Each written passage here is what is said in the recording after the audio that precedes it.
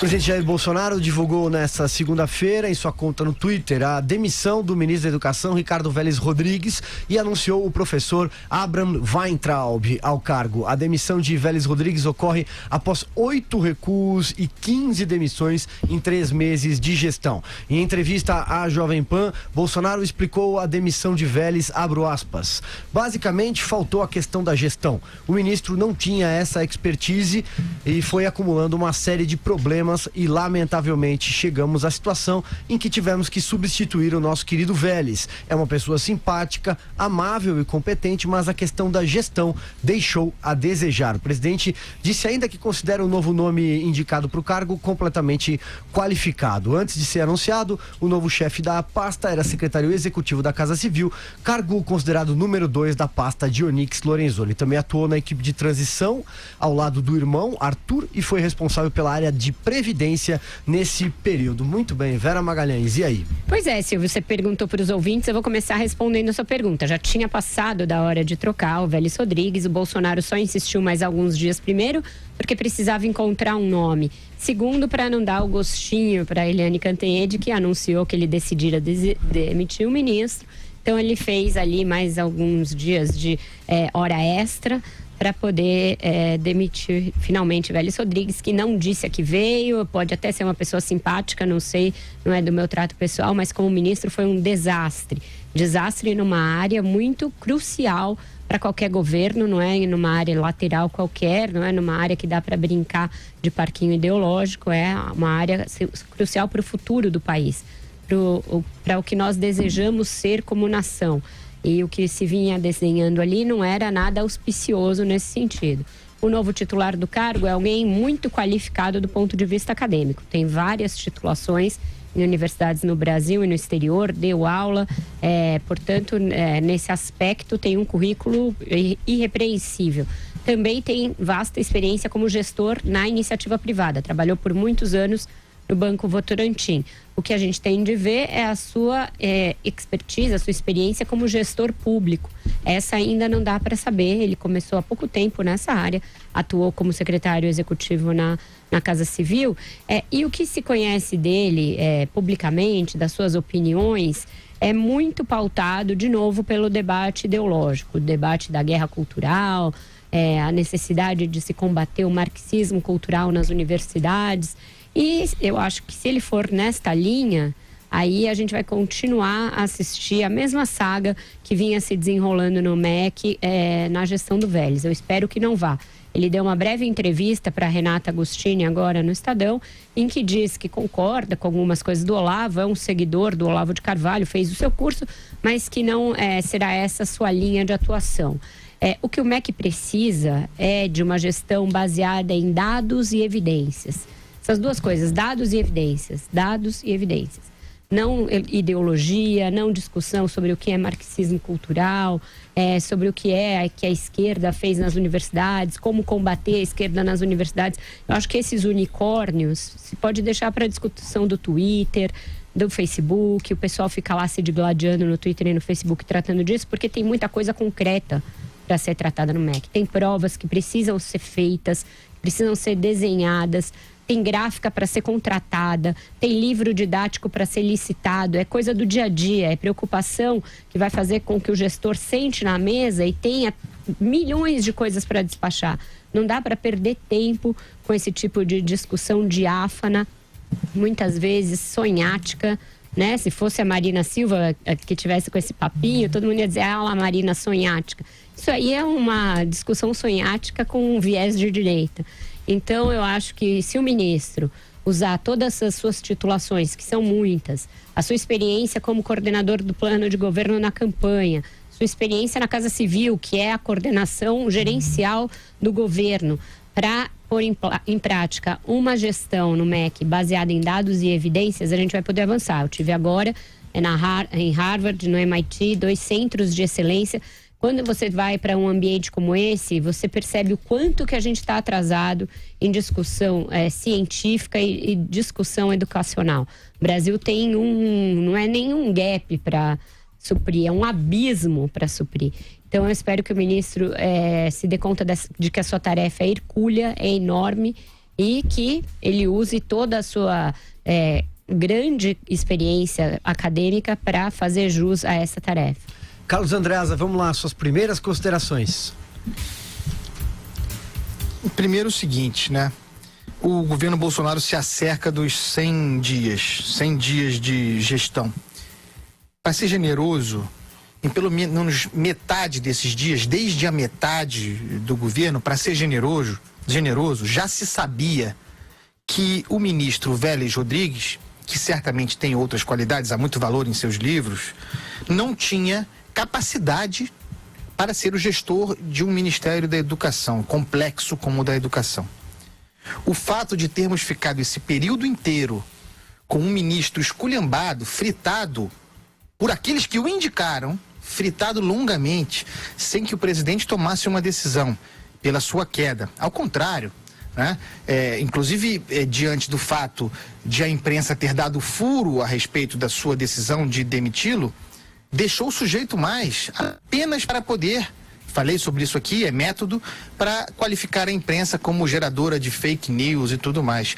E aí na semana passada, na sexta-feira, ou quinta, acho que sexta, anunciou que o ministro seria demitido hoje, segunda-feira, o mercado futuro, né, de demissão de ministros. Por que eu estou fazendo esse histórico? Para mostrar como, sendo generoso, em 50 dias, o ministério ficou parado, oficialmente parado, Vélez Rodrigues, ex-ministro em atividade, ou nunca ministro em atividade, e dane-se.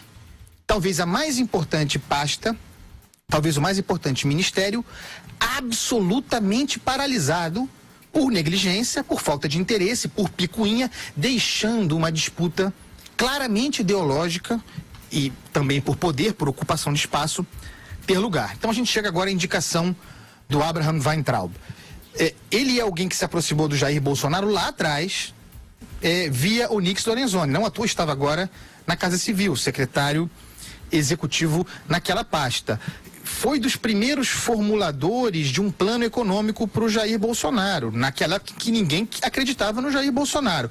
Perdeu espaço com a ascensão da equipe do Paulo Guedes e foi encontrar lugar no Palácio do Planalto, como eu disse, com o Onyx Lorenzoni. E ali naquele ambiente, talvez se sentindo isolado pela forte presença militar, isso é muito importante, o Onyx, ele próprio se aproximou no momento de fragilidade da tal ala anti-establishment. E um dos agentes dessa aproximação, não foi o único, há outros assessores do Onyx muito próximos da ala anti-establishment, o Abraham Weintraub foi um dos agentes que operou por essa aproximação do Onyx do grupo, da tal ala anti-establishment. Esse é um ponto fundamental. Seria, portanto, uma vitória, consideramos assim, uma conquista do Onyx Lorenzoni, a ida do seu auxiliar para o Ministério da Educação. No entanto, um auxiliar que opera, cujo coração bate numa frequência mais próxima daquela da ala ideológica, da ala revolucionária, da ala anti-establishment.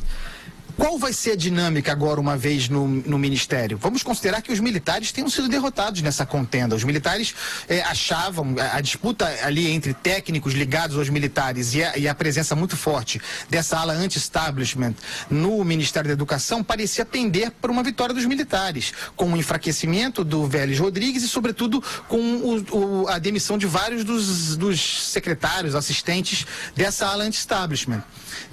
No entanto, com a ida do Abraham Weintraub para o Ministério, eu tenho a impressão que, no final das contas, temos uma vitória da ala anti-establishment.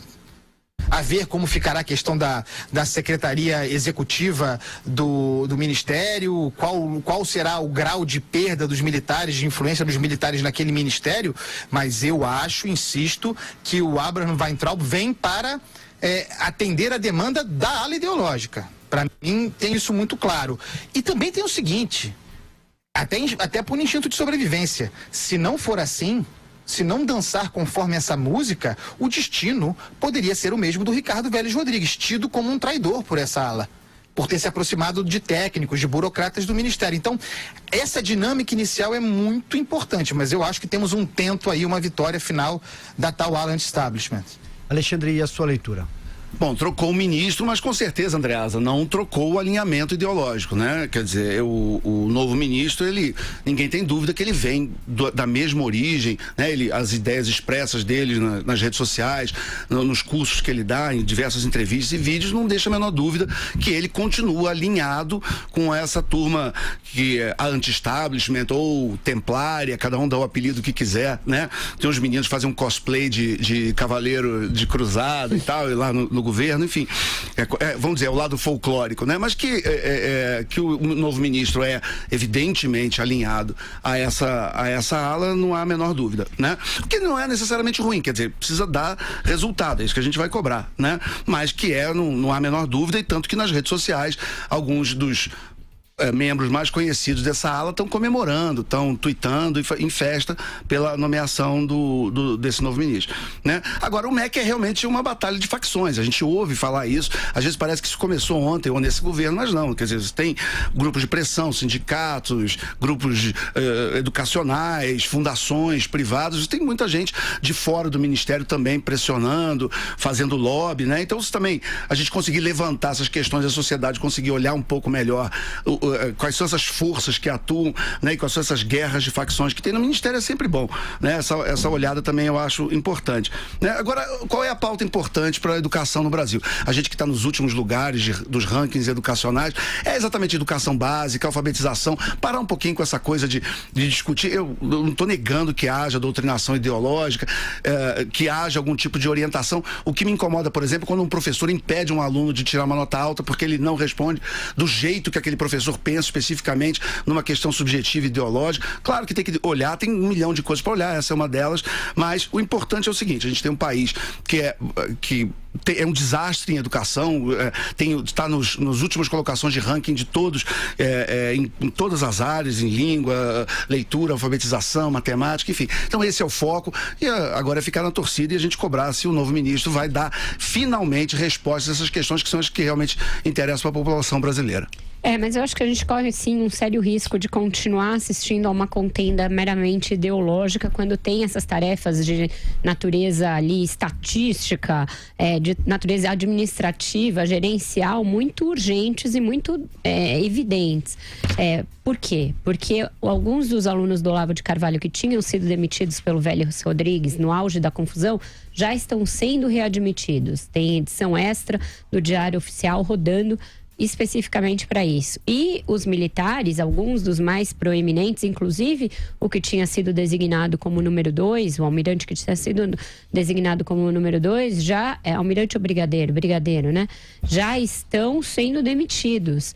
Então você tem aí a troca já da guarda dos militares pelos olavetes, como eles mesmos gostam de ser chamados. E essa não é uma briga restrita única e exclusivamente ao MEC. Na Apex, a agência que cuida das exportações, está uma praça de guerra instalada ali, com cenas ridículas, como instalação de portas que impedem o tráfego até do presidente da agência por salas de alguns dos assessores ligados ao núcleo do Olavo de Carvalho, muito ligados ao Eduardo Bolsonaro. Então é lógico que a gente sabe que tem uma predominância de esquerda nas universidades brasileiras, e isso sempre foi um motivo de crítica nosso aos ministros anteriores, Renato Janine Ribeiro, Aloysio Mercadante. Aqui sempre foi um programa que a gente criticou tudo isso, mas não nos esqueçamos que teve um interlúdio aí meritocrático e um interlúdio de gestão administrativa entre o PT e essa balbúrdia instaurada pelo Vélez Rodrigues, que foi a gestão do Mendonça Filho, que era um cara que colocou ali metas, que aprovou uma reforma do ensino médio em pouquíssimo tempo, que era algo que vinha se arrastando por séculos, que aprovou uma base nacional comum curricular que tem prazos para serem cumpridos, que não estão sendo cumpridos pelo novo governo. Então, o que a gente está assistindo não é um avanço em relação ao PT, é um retrocesso em relação ao avanço que houve no governo anterior.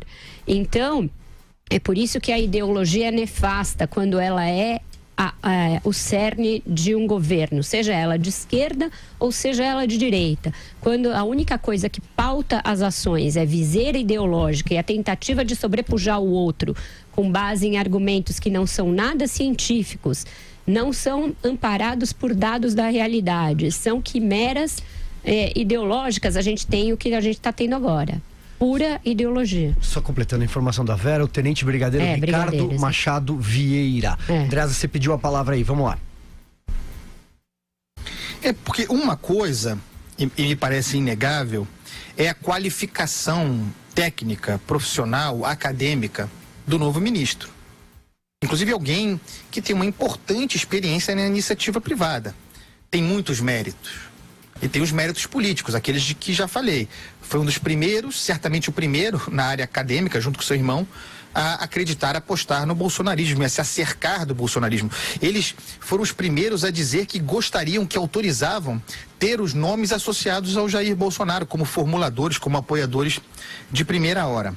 Outra coisa é o sujeito entrar para comandar um ministério complexo como esse, da educação, tendo em curso, porque isso não está resolvido. Aliás, a sua escolha, a queda do Vélez Rodrigues e a sua escolha derivam do problema do ministério, que é uma conflagração ali com motivação ideológica, de restauração mesmo do que seria educação no Brasil. O propósito da ala anti-establishment é esse, contra a burocracia, contra aquilo, por exemplo, que o Mendonça Filho, ex-ministro da Educação, representa. O Mendonça Filho jamais seria o escolhido, muito dificilmente seria o escolhido. O nome dele foi especulado, porque ele é exatamente aquilo que se quer combater. Ele é um representante do establishment, do DEM, etc. e tal. Trabalhou no governo Temer muito destacadamente. Então, o novo ministro vem para um ministério cujo anterior ocupante, o anterior ministro, foi escolhido por um grupo, essa ala anti-establishment, do qual se afastou, se aproximando de técnicos. A história é muito complicada, passando a ser tratado como traidor por esses mesmos que o fritaram publicamente, com o aval do presidente da República até a sua queda. O novo ministro vem para esse lugar. Como se comportar? Ele diz que vai tocar o programa do Bolsonaro, vai fazer uma gestão técnica. Será possível tocar o ministério, pensando objetivamente nas demandas, na complexidade da pasta, sem aderir a esse núcleo ideológico tão forte no ministério? Porque aparentemente não apenas não está sendo desmobilizado, como está voltando a crescer. Então, ou esse ministro rompe com isso, ou ele adere a isso. Não há outro caminho, e tudo indica que ele está aderindo ao modus operandi, ao pensamento dessa ala anti-establishment. Então, o ministério pode voltar a andar, porque hoje está paralisado, pode andar. A pergunta, então, é outra: andar para onde, minha gente?